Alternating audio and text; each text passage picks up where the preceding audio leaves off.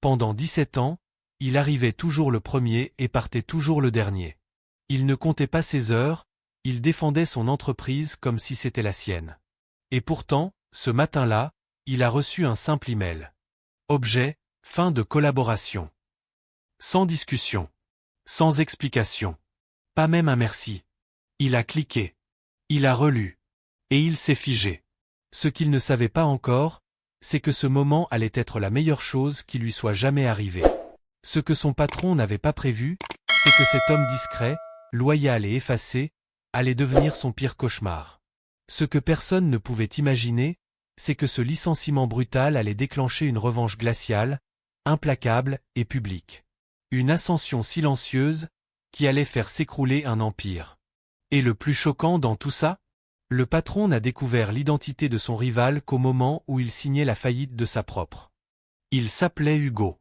Et pendant 17 ans, il avait été l'un des piliers silencieux d'une grande entreprise de logistique à Toulouse. Il connaissait tous les rouages, chaque client stratégique, chaque faille technique. Mais un matin, sans signe avant-coureur, il est convoqué dans une salle froide. 3 personnes. Un dossier fermé. Et une phrase, ton poste est supprimé. Merci pour tout. Aucun au revoir. Aucun mot d'explication. Juste une sortie accompagnée par la sécurité. Ce que ses dirigeants ne savaient pas, c'est que ce jour-là, il venait de déclencher un plan qu'Hugo avait mis des années à mûrir. Car ce licenciement brutal allait être l'étincelle.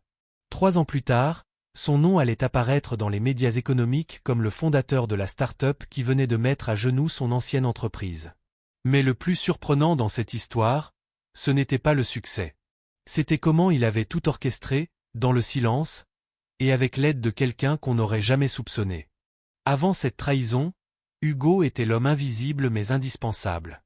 Il n'avait jamais demandé de reconnaissance. Jamais exigé de promotion. Il avait formé des dizaines d'employés, résolu des crises majeures, sauvé des contrats de plusieurs millions. Et pourtant, il rentrait chez lui chaque soir dans un petit appartement modeste, avec une compagne qu'il adorait et une fille de 10 ans qui lui disait « Papa, t'es mon héros ». Il pensait qu'il finirait sa carrière là, tranquillement. Mais tout s'est effondré. Sa compagne n'a pas supporté la tension. Elle est partie. Il a perdu son logement, sa stabilité, et presque sa dignité. Mais au lieu de sombrer, Hugo a décidé d'agir. Ce n'était pas une vengeance aveugle. C'était une renaissance. Une stratégie patiente, méticuleuse. Et chaque nuit passée sans dormir, chaque humiliation silencieuse, allait nourrir le projet d'une vie. Ce que personne ne savait, c'est qu'Hugo avait enregistré des années de données. Pas pour les utiliser, mais pour se souvenir. Pour apprendre. Et pour revenir.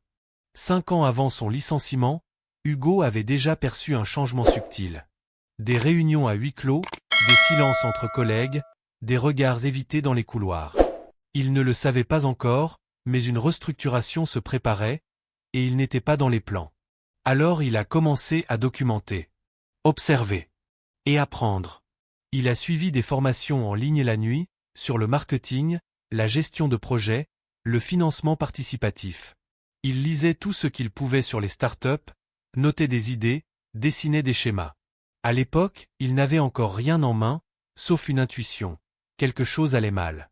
Quand le couperet est tombé, Hugo n'a pas crié. Il a souri. Parce que dans son esprit, il avait déjà quitté l'entreprise. Il avait même déjà un nom de domaine réservé. Une idée. Et surtout, un carnet rouge. Ce carnet, c'était sa revanche. Des notes cryptées, des analyses de marché, des stratégies commerciales, mais aussi des erreurs commises par ses anciens patrons. Ce carnet, il ne l'avait jamais montré à personne. Mais il allait être l'arme d'un retournement historique. Le docteur Samuel Morel, sociologue spécialiste du monde du travail à l'Université de Rennes, a souvent évoqué un phénomène qu'il appelle la revanche silencieuse. Selon lui, les travailleurs les plus discrets sont souvent ceux qui observent le plus. Lorsqu'on les pousse dehors, ce sont parfois eux qui reviennent avec les solutions les plus disruptives. Dans le cas d'Hugo, ce fut littéral. En utilisant les lacunes qu'il connaissait de l'intérieur, il a fondé Néologie, une entreprise éco-responsable de livraison optimisée. Mais ce que les experts ne savaient pas, c'est que les premiers contrats signés par Hugo était avec d'anciens clients de son ex-employeur. Pas parce qu'il les avait démarchés. Non. Parce qu'il l'avait cherché. Il se souvenait de lui. De son sérieux. De sa loyauté. Et eux aussi avaient été maltraités. Ils attendaient juste une alternative. Ce que personne n'avait prévu, c'est que cette alternative allait naître d'un homme qu'on avait méprisé, et qu'elle allait prendre le marché par surprise. Avant cette trahison, Hugo était ce qu'on appelle un pilier invisible. Il ne brillait pas, ne parlait pas fort, ne s'imposait jamais dans les réunions. Et pourtant, c'était lui qu'on appelait en dernier recours quand tout échouait. C'était lui qui restait jusqu'à minuit pour corriger les erreurs des autres. C'était lui qui formait les nouveaux venus, qui créait des procédures claires, qui sauvait les contrats bancals sans jamais réclamer le moindre mérite. Il connaissait l'entreprise par cœur, parfois mieux que ses propres dirigeants. Mais il ne s'en vantait pas. Il croyait naïvement que la loyauté suffisait. Que s'il donnait tout, il serait protégé en retour. Alors il rentrait chaque soir dans ce petit appartement au dernier étage d'un immeuble sans ascenseur, avec une compagne au sourire fatigué mais sincère, et une fille de 10 ans qui l'attendait avec des dessins, des histoires et cette phrase qu'il n'a jamais oubliée, « Papa, t'es mon héros ». C'était son équilibre. Simple, discret, mais solide. Jusqu'à ce fameux lundi matin. Ce matin-là, tout semblait comme d'habitude. Café tiède, métro bondé, badge à l'entrée. Sauf que lorsqu'il est arrivé à son poste, il a trouvé un carton. Vide. Et une lettre froide, sans âme. Votre contrat est rompu pour raisons économiques. Merci de votre compréhension. 17 ans effacés en une page. Aucun regard, aucun mot, aucun adieu. Même les collègues les plus proches ont détourné les yeux. La machine avait tourné la page. Lui, pas encore. Le choc a été immédiat. Mais la douleur, elle, s'est installée lentement, comme une marée montante. Sa compagne a tenu 2 semaines. Elle ne supportait plus le vide, les nuits sans sommeil, l'angoisse des factures. Elle est partie. Et avec elle, sa fille. Hugo s'est retrouvé seul, dans un silence qu'il n'avait jamais connu. Plus de routine, plus de rôle à jouer. Seulement le bruit des souvenirs, et une question obsédante, pourquoi? Mais dans cette chute, quelque chose a émergé. Un réflexe. Un instinct ancien. Celui de comprendre. D'analyser. D'apprendre. Plutôt que de s'effondrer, Hugo a ouvert un vieux carnet. Un simple cahier à spirale, commencé des années plus tôt, dans lequel il notait tout. Erreurs de l'entreprise, stratégie commerciale, failles de gestion, idées inexplorées. Ce carnet, à l'époque, c'était juste un passe-temps. Une sorte de journal de bord professionnel. Mais aujourd'hui, c'était devenu une arme. Une carte au trésor. Chaque page lui rappelait une chose essentielle, il savait faire tourner une entreprise. Il savait comment améliorer un système. Et surtout, il savait ce qu'il ne fallait pas faire. Ce que ses anciens patrons, eux, ignoraient complètement. Ce n'était pas une vengeance. C'était une reconstruction. Une alchimie étrange entre douleur et lucidité. Hugo a commencé à se former seul. Marketing digital, logistique verte, gestion agile. Il a tout absorbé. La nuit, il lisait. Le jour, il rêvait.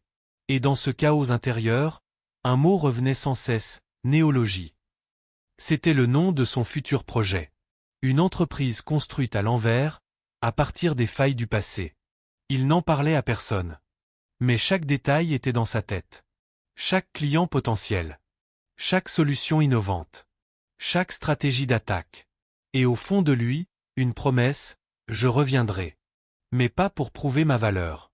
Pour créer une valeur qu'eux ne verront jamais venir. Ce que le monde ignorait encore, c'est que l'homme qu'ils avaient effacé allait devenir l'auteur d'une révolution silencieuse. 3 ans plus tôt, lors d'un séminaire interne banal, Hugo avait repéré une faille. Une remarque faite à la volée par le directeur des opérations sur une dépendance excessive à un fournisseur unique. À l'époque, personne n'avait relevé. Mais Hugo, lui, avait noté.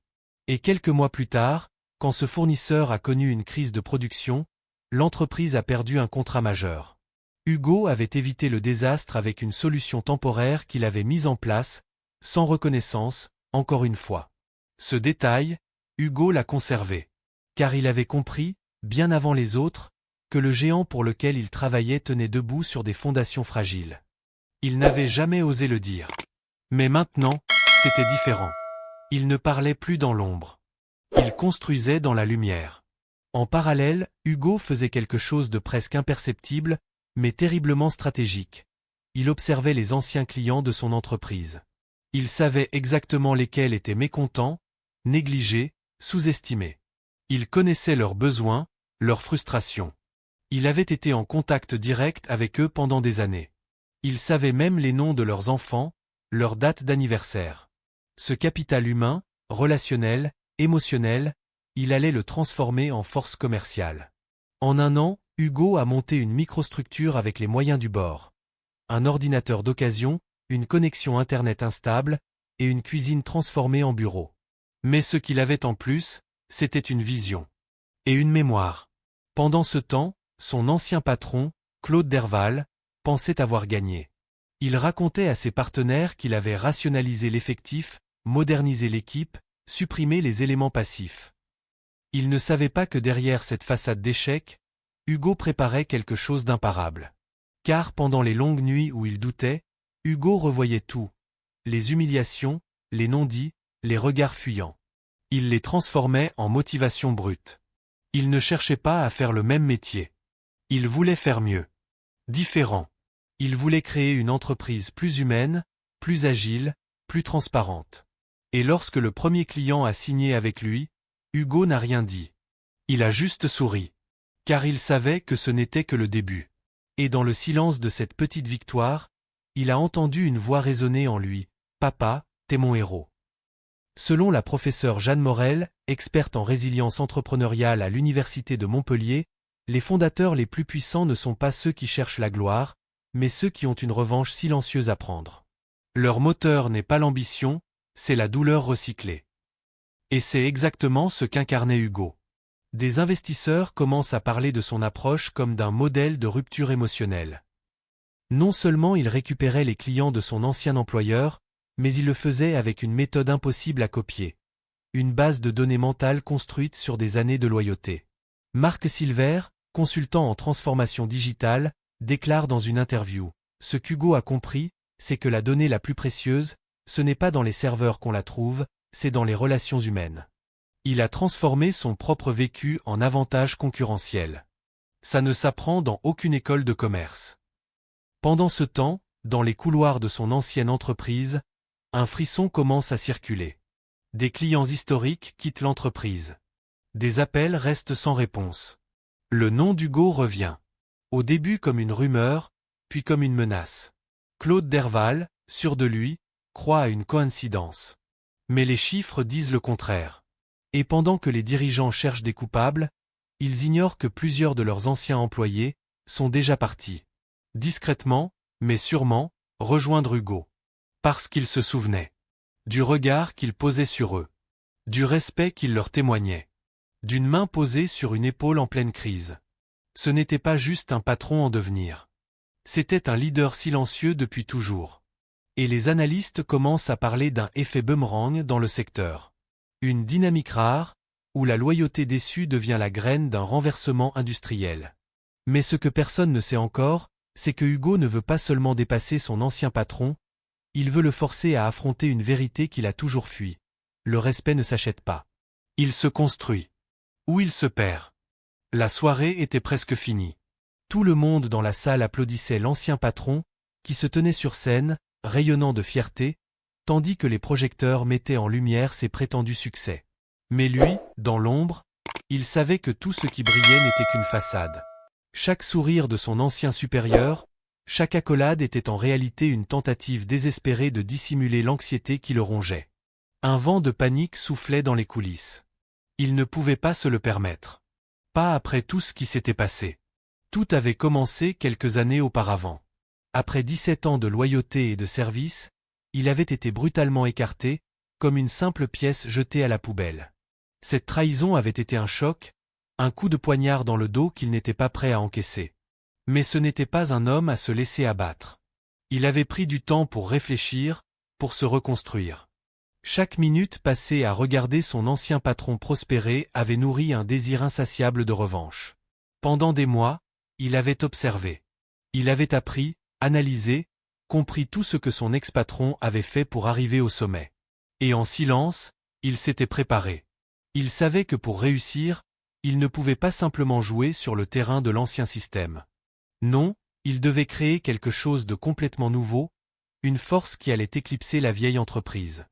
Il allait le faire. Il allait bâtir une entreprise si puissante que personne, absolument personne, ne pourrait l'arrêter. Il n'avait pas commencé seul. Peu de gens savaient que pendant son silence apparent, il avait rassemblé un groupe d'experts, de talents, de stratèges, des individus qui avaient eux aussi été négligés ou maltraités. Chacun d'entre eux apportait quelque chose d'unique, une compétence rare qui, ensemble, allait former la base de son entreprise révolutionnaire. Ces alliances invisibles étaient les pierres angulaires de son projet. Et avec chaque pas qu'il faisait, sa vision devenait de plus en plus claire. Non seulement il allait réussir, mais il allait détruire l'empire de son ancien patron en laissant derrière lui des ruines. Et alors qu'il développait son entreprise, les premières étapes étaient difficiles. Rien ne se faisait sans obstacle. Mais à chaque obstacle, il se rapprochait un peu plus de son objectif. Ce n'était pas une entreprise qui se contentait de survivre. Non, il l'avait conçue pour croître à une vitesse inimaginable. Les premiers clients furent sceptiques, mais les résultats parlaient d'eux-mêmes. L'entreprise était en train de se faire un nom. Et au fur et à mesure qu'elle prenait de l'ampleur, les regards se tournaient vers elle.